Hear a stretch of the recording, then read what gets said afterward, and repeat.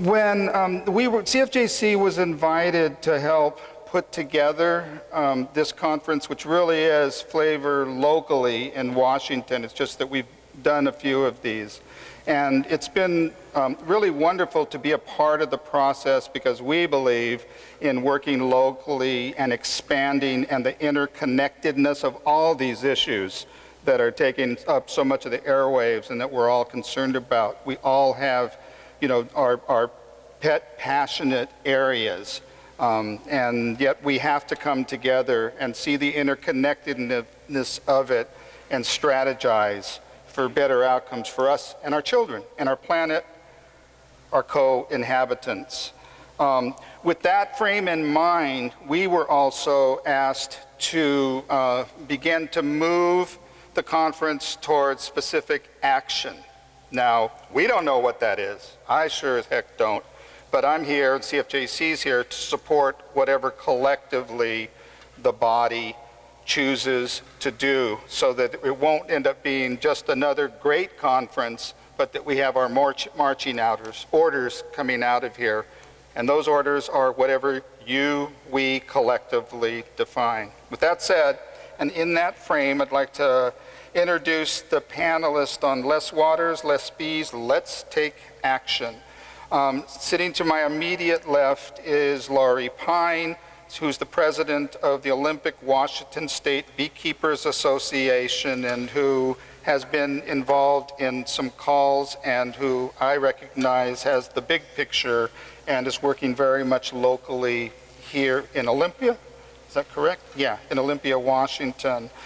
Next to her is Catherine Kate Davies, faculty in the Center for Creative Change at Antioch University, Seattle, who prepared some remarks that she's not going to use because of the exciting opportunity to talk more about social activism and a little bit about the book that you just put out. Ray Leon, sitting next to her, is an old partner of mine. Well, I'm old, he's much younger, but from the Central Valley of California that I've worked with for a couple of decades. When he was a kid, from Huron, and really specific, he's going to share with you about collaboration, coalition building, activism in the little town of Huron, and expanding out through the silent Central Valley of California, which you've read about in the Grapes of Wrath and other places.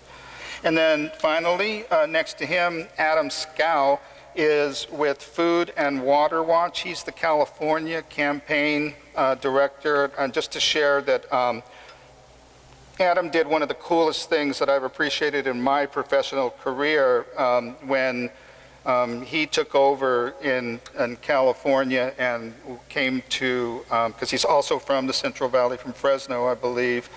He came over to our shop and sat down with me and did a meet and greet. And I was like, this is so cool. If we all did this with one another, we would actually know one another instead of just recognizing voices on conference calls. So thank you, Adam, for that. So with that, the flavor we're going to do is we're going to go big picture global, bringing it down to local, okay? And then open it up for questions, discussion, either inter or intra-panel, whatever suits you all. So Lori, would you want to start us off? No, whatever you feel comfortable doing. You just have to put that on. Okay, I'm on. Can you hear me okay? All right. Well, thank you. I'm really excited about this conference. I'm excited about bees. I am a beekeeper. Bee and pollinator advocacy is, I think, a critical component of what every beekeeper needs to keep in the front of their mind. Bees right now and other pollinators, but specifically honeybees, are really at a very critical juncture. Colony death has increased dramatically over the last 10 years. When colony collapse disease came online multiple years ago, everybody looked for the smoking gun, and unfortunately we haven't identified a smoking gun. To put it in perspective, Honeybees and other pollinators are responsible for 1 of every 3 mouthfuls of food that we eat. Last year, there were not enough bees available to pollinate the almond crop in California. It was the first time it ever happened. And typically for large crop pollination, and almonds are an interesting case because almonds are exclusively pollinated by honeybees. But bees are shipped from across the country into these orchards, etc., to provide pollination services. It's very alarming, and it's an alarming trend, and we need to intervene now. It will threaten our food supply. It will threaten how we exist and how we view the world. If you consider that over 80% of floral shrubs, bushes, trees, etc., are the way they are, their bloom is attributed to pollinators and to honeybees, we could be looking at a very, very different world. There are some people that have spoke out and said, we think it's not very hopeful, but I would challenge that. I think there is always, always hope, and there are lots and lots of things that we can do. With respect to local advocacy and the things that we can all do individually, I do want to share something that our organization and the State Beekeeping Association are looking at very closely and are very actively involved in. And that right now is requesting the Washington State Department of Agriculture to limit the use of neonicotinoid pesticides for ornamental use. Woohoo!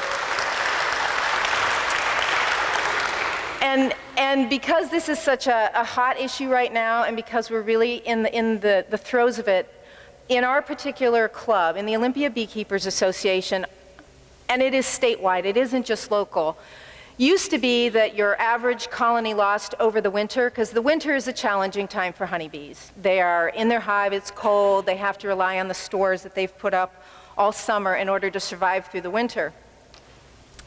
But our club experienced a 35% colony loss, and that represented a record of frightening proportion. It's being repeated all around the country. Now, are neonicotinoids the reason that our bees are dying? Probably not, but there's a lot of things about them that we don't know. What we do know is that they are a nicotine-based chemical, and so when a bee ingests them, whether it is through pollen or nectar from a flower, it acts on their nervous system essentially. They may forget how to forage or find their way home. It's really lethal to them. It's lethal to the health of the hive. These pesticides, specifically the neonicotinoids, they also may be responsible for synergistic effects that we don't even know yet. We don't know the degree to which, combined with other things and other chemicals, what the lasting impacts are. So we're very, very vocal in educating people about what they are. The other really amazing fact about these chemicals is that in agricultural use, there's a set spray rate, and these chemicals can be applied via injection, via spraying on the crops. They can coat seeds. They can be puddled on the ground. In any way they're delivered, they spell disaster for bees. But in all the chemicals that you can buy over the counter, in other words, you go into the hardware store or Home Depot, wherever you do your shopping, the substances on the shelves, first of all, are not really clearly labeled in terms of the degree to which the harmful effects can be for these pollinators. And also, the application that's recommended is 120 times greater than what's applied for agricultural use. And consider the average consumer probably doesn't read the label very closely anyway, so God only knows what's being sprayed on people's rose bushes and on their other plants. And by the same token, in garden centers, I mean, many garden centers use chemicals to keep the plants that they're selling to the public healthy and insect-free.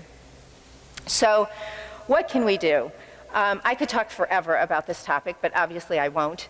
Ask questions. I mean, we are so connected to what happens to the honeybee. These chemicals can get in the water supply. They have long-term effects. We don't know how long the effects last. The American Bird Conservancy just came out with a report on neonicotinoids and birds, and they had a fabulous researcher put this body of work together for them. They found that one single grain of corn that's coated with these pesticides is enough to kill a songbird, a small songbird. And a small grain of wheat is also extremely lethal to these birds. So imagine what the effects are to these tiny little insects that literally work themselves to death, pollinating and producing honey. They're the only insect that makes food for us. What can we do? Am I okay? Let's wrap it up. So the things that we can do, number one, ask questions. Ask questions. When you go to a garden center and you go to buy plants, ask them, do you spray your plants here with anything that's harmful to pollinators? Ask your local hardware store, your Home Depot, anybody that carries pesticides and sprays. There's always an alternative, always. Ask them to please not carry these toxic substances. There's enough science now that even though it's not, as I said before, the smoking gun, it isn't the single thing that we can point at and saying, yes, these pesticides are devastating our bees. They are producing very lethal effects on them, and it is something that we can take action on and remove it and take that stress, that stressor off the bee populations. Talk to people. Tell them what you know. Tell them about organic food. Tell them about non-GMO food. You don't need to be a beekeeper to help them, but be aware and talk to other people about it. They're critical. They're part of the web of life, and what happens to them ultimately really is what happens to us. So, thank you. 5 minutes. Mute. Okay. Well, thank you for having me. Thank you for everybody who's working to make this happen. I am with an organization called Food and Water Watch. I am here somewhat to substitute for my executive director, Winona Howder. She wrote a book called Foodopoly that was published this year. She's been on a tour, and she sadly couldn't make it today. She's been on touring over 150 cities across the country, trying to help spur this growing food movement into political activity, which has come straight here to Washington with your I-522 campaign. So I will transmit some of her thoughts and some of her themes in the book. And also, Miguel asked me to talk about water because everybody else is talking about food, which I'm happy to do as well, because there's a very big connection. So for those of you who don't know Food and Water Watch, we're a national public interest consumer advocacy group. We're headquartered in DC. We got about 15 field offices around the country. Closest one here is we have one in Portland, and I'm out of our Bay Area office. I'm our state campaign director. Food and Water Watch is heavily invested and believes in organizing with community groups and building coalitions in the field to make change, the policy change. We are trained as community organizers to build change from the outside, on the field, pushing on the inside, not from lobbying within, because that's pretty much, I think, as we've all figured out, the only way to make change, the kind of change that we want to see in the food system and in other areas. Nobody's going to take care of the problem for us. A couple thoughts about the food system and Foodopoly, Winona's book, which I highly recommend. Winona is talking about consolidation of the food system, which of course we are very familiar with Monsanto and the seed system. And she chronicles this through the retail system with Walmart, now where Walmart is the largest food retailer in the country. 1 out of every 3 of our food dollars is now being spent at Walmart, and it is growing. 4 grocery retail companies control about 50% of all food retail sales in the country. And this consolidation has forced a consolidation in the farming system, where it is harder and harder for smaller and mid-sized farmers to make a living. And as a result, we've lost a lot of them. So you look at the dairy industry, according to the National Family Farm Coalition, we had about 200,000 dairies in this country, and that's now down to 55,000 dairies across the country. In my home area and where we're raised from, we have seen the rise of mega dairies, dairies that have over 10,000 cows that lead to enormous methane and groundwater pollution in the area. And so the food system, the consolidation of the food system is directly resulting in bigger environmental problems, and there's almost always, every time, a water link. That doesn't, and of course, as we all know, the pesticides, the massive fertilizer use is also running off into our waterways. It's going out into the ocean, creating salinification, and killing off a lot of the ecosystem. And this is a big problem in our California waterways, going right out into the San Francisco Bay Delta, where our last wild salmon run, yeah, we still have one in California, is barely hanging on and is connected up the Oregon to the Washington coast. So this is a big fight. Along with the big threats to water from the consolidation of the food system, we're seeing that in the consolidation of the energy system. Food and Water Watch is spending a lot of time fighting fracking, hydraulic fracturing. One thing you probably know about fracking is that it uses a lot of water, way more water than conventional drilling. It's estimated that 500,000 gallons to 3 million gallons of water are used and abused for each frack job. And I know fracking is happening a lot for natural gas up in the Northwest. It's going to be coming for oil for California. And what we're quickly learning in Oregon, where there's proposals to build export terminals for liquefied natural gas, and where in California we're already seeing oil exports rise, is that despite the companies and some of their politicians telling that this energy is for us, it's actually on a global market. And there's a lot more money to be made exporting it to China, Brazil, Japan. And this is a key item in something you might have heard of called the Trans-Pacific Partnership Trade Agreement, the new, what do they call it, NAFTA on methamphetamines, or I know everybody says NAFTA on steroids, and it keeps getting worse. And this is a big threat to all of our democracy and our ability to write the kind of laws we want to do in the future, that we are about to do with GMO, labeling of GE foods, protecting water as a public resource, and in some places banning fracking, which we're working on doing with Americans Against Fracking, a national coalition that I invite you all to check out. Just to finish the fracking wrap up, as I'm sure many of you are familiar, when you use that water, you mix it with up to 500 toxic chemicals, so it is immediately polluted. They blast it at pipe bomb-like pressure deep underground to break up the rock, to release and extract the oil or natural gas. You can frack for oil, you can frack for gas. It's very similar. It's not one or the other. And oftentimes when you're fracking for oil, you're also going to get some gas. And then it comes back up and you have a wastewater problem. And in Pennsylvania, this has led to the contamination of rivers and lakes that are sometimes drinking water sources for the city. It's a big problem in California. When it's not being dumped into a river or poorly treated, it's being injected deep underground, where we're now seeing studies that lead to earthquakes.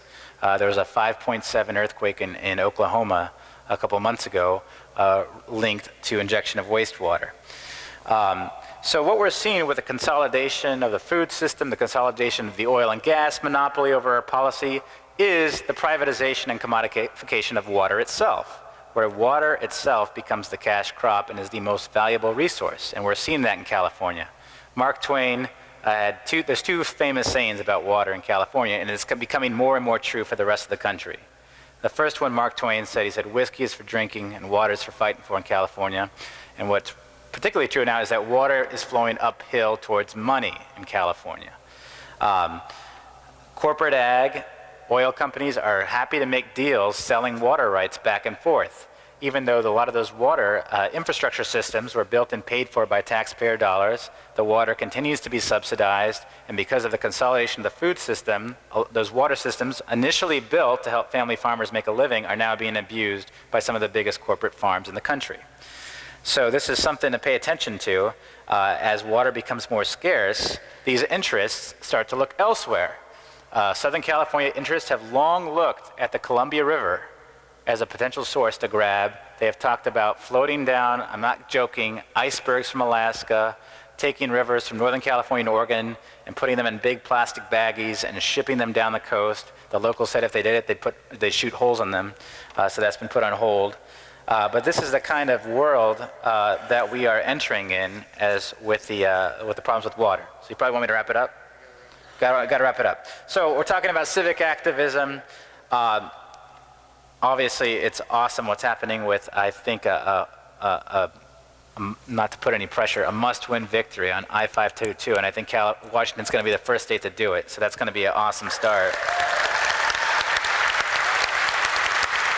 The quick wrap-up, as you know, we lost a heartbreaker, a close victory in California, a close loss on Proposition 37, but if it leads to a victory in Washington, it proves that it was worth it. A lot of the citizens who started Prop 37 have, Pam Larry, who was one of the initial instigators, have made their coalitions multi-issue. They're now working to fight the TPP. They're setting up members with their members of Congress. They're now working to fight water privatization. They're working on single-payer health care. They're getting sophisticated because they know, they figured out what we've already figured out, you figured out, is that nobody else is taking care of it. And so they're stepping up and they're creating and organizing for the future that they want, not waiting for somebody else to do it. So I'll wrap it up with that. Thank you. Thanks, Adam.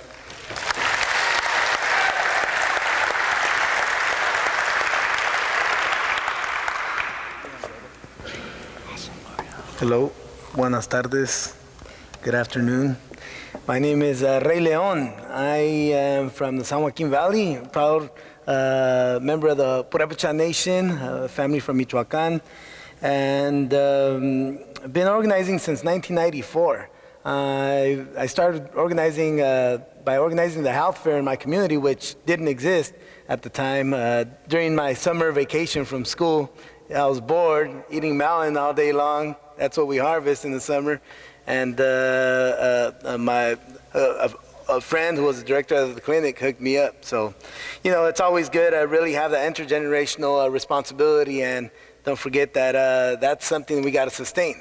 You know, that respect and responsibility to get the younger generation involved and informed. But I think my experiences really have been my lessons and have provided me the reason why I do the work that I do. I've been doing air quality policy and environmental justice systems change since 2002.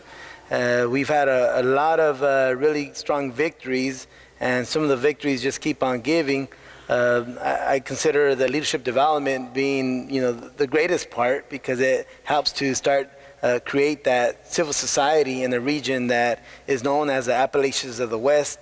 Report after report, we're the poorest in the nation, we're the least educated, we're the unhealthiest, and it goes on and on.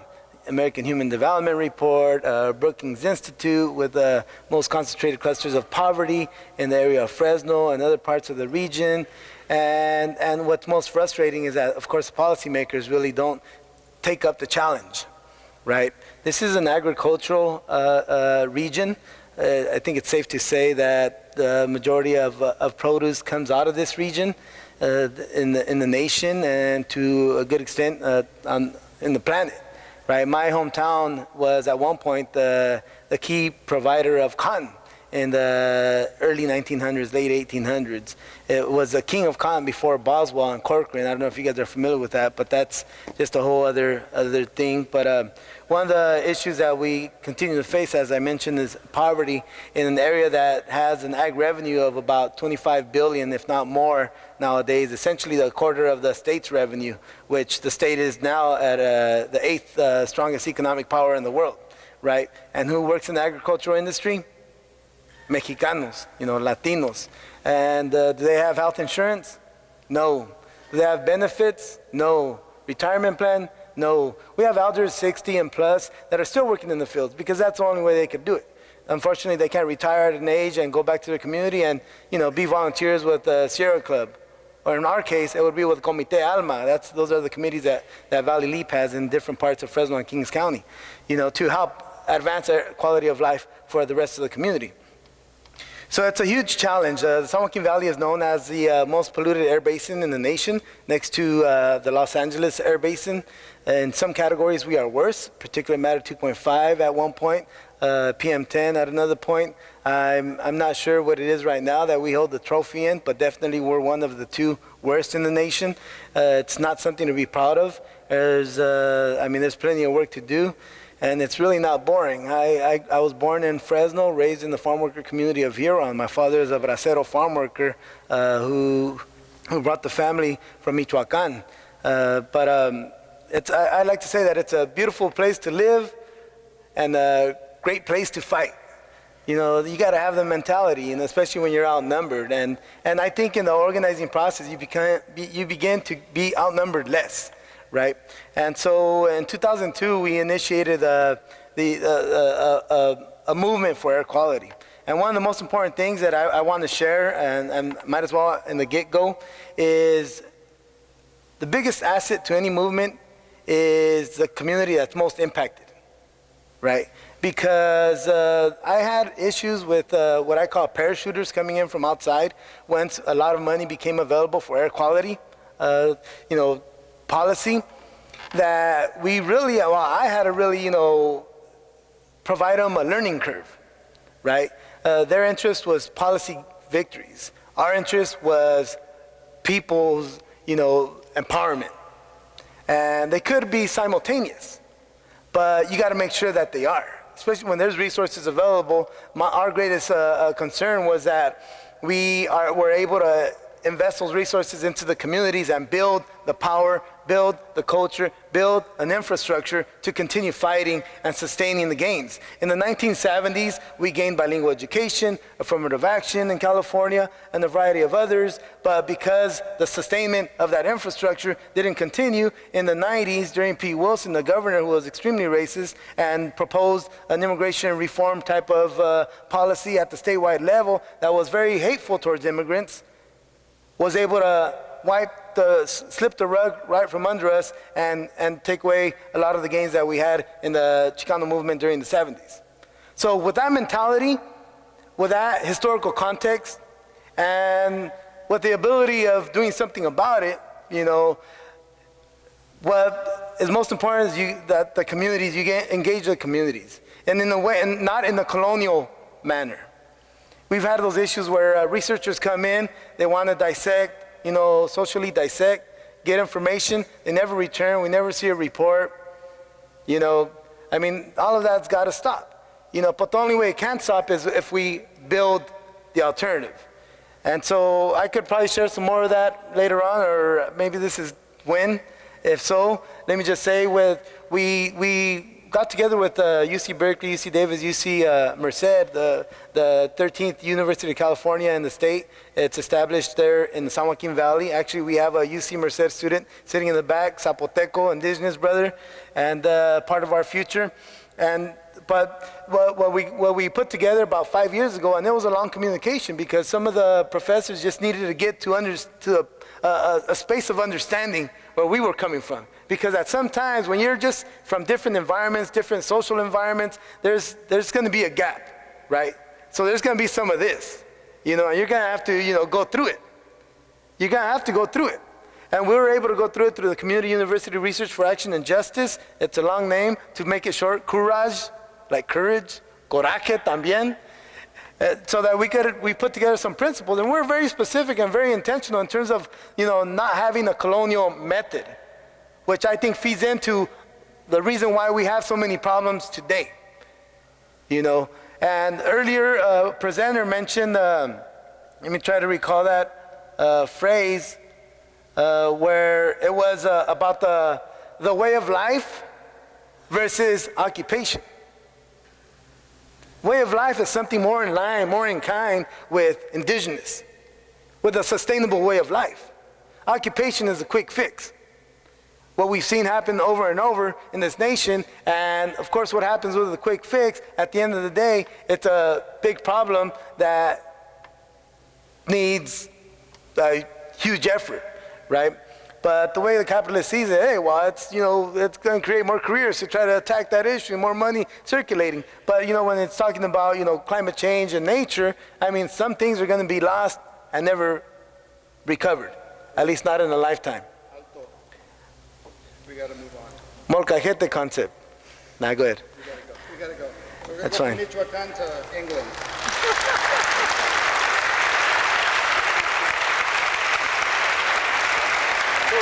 I've just been told we only have 10 minutes left. We've got to make up time. So take 7 minutes, and then we'll have time for a couple of questions. Okay, will do.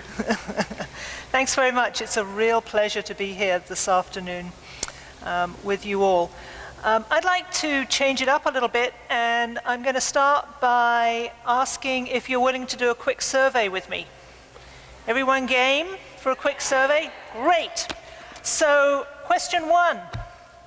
How many of you know someone living with asthma or a respiratory condition? Just put your hand up if you do. So that's about 2/3 of the people in the room. How many of you know someone living with cancer? About the same. And my final question, how many of you know someone living with heart disease? Okay, probably about half. So all of those conditions are caused by poor environmental conditions. In fact, according to the World Health Organization, about half of all asthma and respiratory conditions are caused by air pollution. About 20% of all cancers are caused by environmental conditions, and about 15% of all heart disease. That is an amazing burden of disease caused by poor quality environment. A huge burden of disease in terms of economic costs, and perhaps more importantly in terms of human suffering. The tragedy of this is that most of it can be prevented. Most of it can be prevented by stopping pollution, by banning toxic chemicals, and by improving the way that we live. The social movement that I've been looking at been part of for the last 35 years, and that I've just written about and published a book about, is the environmental health movement, which is a very loosely constituted network of groups and organizations, all trying to protect environmental health, whatever type of health problem you're looking at, or whatever kind of environmental stressor, including pesticides, that you're looking at. And over the years that I've been part of this movement, and more particularly in the last 4 or 5 years, I've been asking myself the question, what makes this movement work? What are its strategies? Why is it having the successes that it is? And I think there are a number of strategies that we can point to that, that signify why social movements and why this particular social movement is being somewhat effective.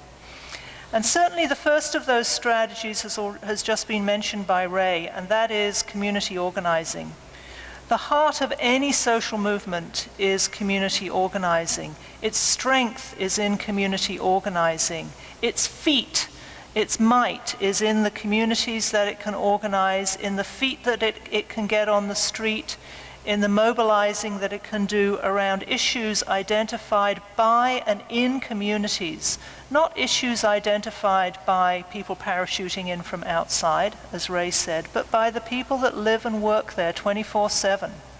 They are the best positioned to take action on it. So community mobilizing is an essential strategy for social change. The second strategy that I think we see as a hallmark of many social movements is what I call mind the gap. And that is, how do we look at what type of world do we want to live in? Politicians don't generally ask that question.